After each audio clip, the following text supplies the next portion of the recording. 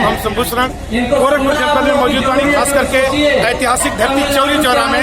और यहाँ तमाम अपार जन समुदाय देखिए पीछे फ्रेम में उमड़ल बा, क्योंकि यहाँ पे एक विशेष कार्यक्रम हो जाला। ऐन चुनाव के पहले देश के पिछड़ा ओबीसी दलित सब इकट्ठा होता रहा, तो पिछड़ी राष्ट्रीय पिछड़ी जाति का महासंगम बा, जने में हर तरह के लोग मौजूद बा। एक खास बात ये बा कि गोरखपुर जनपद के समाजवादी पार्टी के शिक्षक प्रकोष्ठ के जिलाध्यक्ष राम मुखर्जी जी मौजूद हैं। राम मुखर्जी जी आज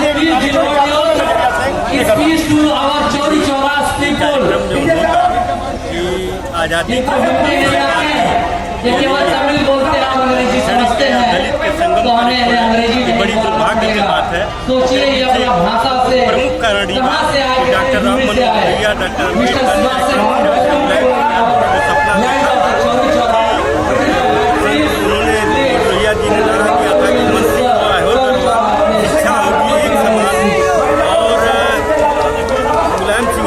गरीबों को पढ़ाने लिखाने का स्वप्न देखा था, गैर बराबरी दूर करने का स्वप्न देखा था, उसको आदरणीय फुलवासन भाई और आदरणीय काली शंकर जी के नेतृत्व में महासंगम हो रहा है। इसमें साकार करने के लिए हमको सबसे पहले जो एजुकेशन सिस्टम है उसमें सुधार लाना होगा। और एजुकेशन सिस्टम जैसा कि लोहिया जी का सपना था कि मंत्री हो या हो दरबान शिक्षा होगी एक समान, या कॉमन स्कूल सिस्टम।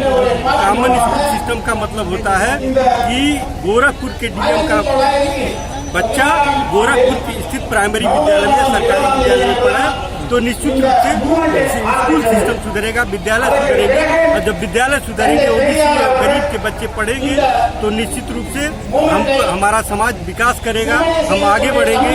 आज हम लोगों के पिछड़ने का प्रमुख कारण है रूढ़िवाद। आप देख रहे होंगे इस सभा में हजारों लोग उपस्थित हैं, जिसमें से सैकड़ों बाल बनवा के आए हैं। मेरे पिताजी भी इस धरती पर नहीं है। ये रूढ़िवाद का शिकार जो हो रहे हैं हम लोग को, जैसे आप जो देवी देवताओं के नाम पर, पूजा पाठ के नाम पर हम लोग को भ्रमित कर दिया जाता है और हम भ्रम में पड़ करके शिक्षा के अभाव में हम असली काम से दूर हट रहे हैं।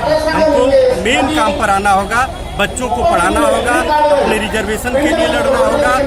महिलाओं में देखिए इसी सरकार ने संसद में महिला रिजर्वेशन बिल लाया जिसमें ओबीसी महिलाओं के लिए कोई रिजर्वेशन नहीं है। दूसरी बात, जैसे बिहार सरकार ने सबसे पहले जातीय जनगणना करा लिया, उसी प्रकार से उत्तर प्रदेश में भी समूह में इकट्ठा होकर के जातीय जनगणना की मांग करनी चाहिए।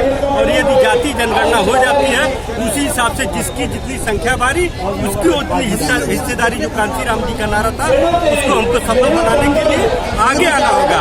और विशेष रूप से पढ़े लिखे लोग, जो पढ़े लिखे कुंठित लोग हैं, जिनकी रूढ़िवादिता और अंधविश्वास की वजह से हमारा समाज पिछड़ रहा है, उनको हमको सुधारने की जरूरत है। क्योंकि हम लोग विद्यालयों से जुड़े हैं, संयोग से हमारे आप भी विद्यालय से जुड़े हुए हैं। विद्यालय वालों में जो विद्यालय में हम लोग राष्ट्र का निर्माण कर रहे हैं, कैसे राष्ट्र का निर्माण होगा यदि हम अंधविश्वास छठ में, गड़वा चौथ में और बाल बनवा करके हम क्या संदेश देना चाहते हैं। तो हमको ओबीसी समाज को सबसे पहले ये जो रूढ़िवाद है, जो अंधविश्वास है, जो विभिन्न प्रकार की पूजा पाठ है, जिनके वजह से हमको पीछे किया जा रहा है, पाखंड है, उसको दूर करने के लिए पढ़े लिखे लोगों को, विद्यालय वाले लोगों को, शिक्षकों को, जो क्वालिटी एजुकेशन जिनके अंदर है, तमाम ऐसे एजुकेटेड लोग हैं, इंजीनियर है, डॉक्टर है, IAS है, PCS है, सावन महीने में पूरा एक महीना बर्बाद कर देते हैं। ऐसे लोगों को सिखाने के लिए एजुकेशन होना चाहिए और इस एजुकेशन के लिए हमारे आप जैसे लोगों को, पढ़े लिखे लोगों को आगे आना चाहिए। तभी लोकतांत्रिक का संरक्षण होगा, संवर्धन होगा, सबके विकास के लिए, सबके समान शिक्षा के लिए, सबके समान नौकरी के लिए, सबके किराया बढ़ा करके गरीबी दूर करने के लिए। तभी जहाँ एक तरफ इस सिस्टम से, जो जातिवादी सिस्टम है, उसकी वजह से गरीब होता जा रहा है, अमीर होता जा रहा है।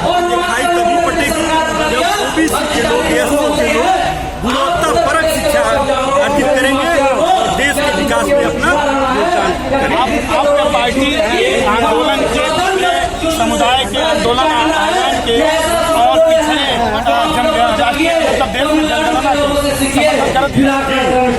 सबसे पहले जब बिहार में जातीय जनगणना शुरू हुआ था तो हमारे राष्ट्रीय यादव ने ये घोषणा किया था कि हमारी सरकार जातीय जनगणना कराएंगे और जिसकी जैसे मान लीजिए रिजर्वेशन जात के आधार पर नहीं मिलता है, क्योंकि सम्मान और अपमान जात के आधार पर होता है।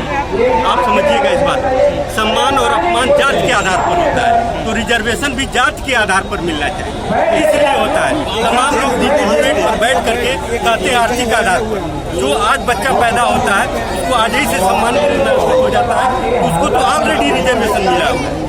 तो हम लोगों को शिक्षा के माध्यम से गैर बराबरी दूर करने के लिए सबसे पहले रूढ़ी पाखंड से लड़ना होगा। यानी मुख्य मुद्दा पिछड़े के सबल कैला में यह बा क्योंकि रूढ़िवादी से बचाओ जा, क्योंकि पाखंड से बचाओ जा, क्योंकि आडम्बर से बचाओ जा, अपने आप ही बचा शिक्षा जो है लोकतांत्रिक मूल्यों का संरक्षण और संवर्धन तभी कर पाएगा जब हम जो है रूढ़िवाद से पाखंड से, जैसे हमारे लाल बहादुर भाई जा रहे हैं बाल बनवा लिए, क्या संदेश देना चाहते हैं?